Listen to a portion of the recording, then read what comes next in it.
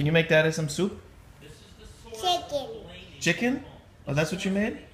Big chicken. Okay, make some chicken and Dada give to Dada. What's going on in the heart is so important.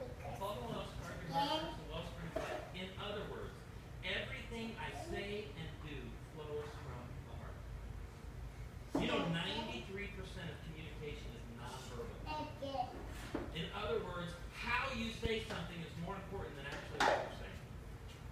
And this is why we want to know the heart. This is why a parent, when they're talking to their child, the child can say What is it? Chicken. You make.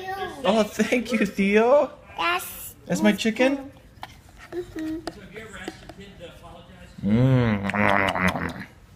So good. Behavior, I always love So good. Thank you. sorry.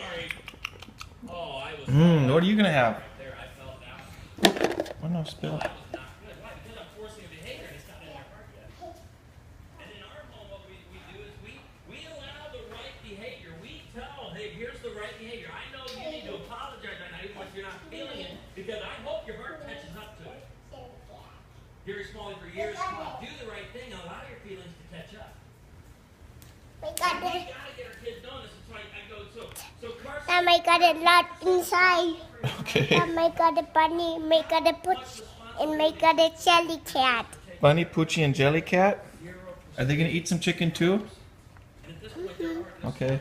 This down is in this, and is this inside, this inside a lot inside. Okay. Watch out for coffee. Thank you, Theo. And Coming a up. bunny. Coming up. This water represents Ugh. God's love. Now, We want to make sure our heart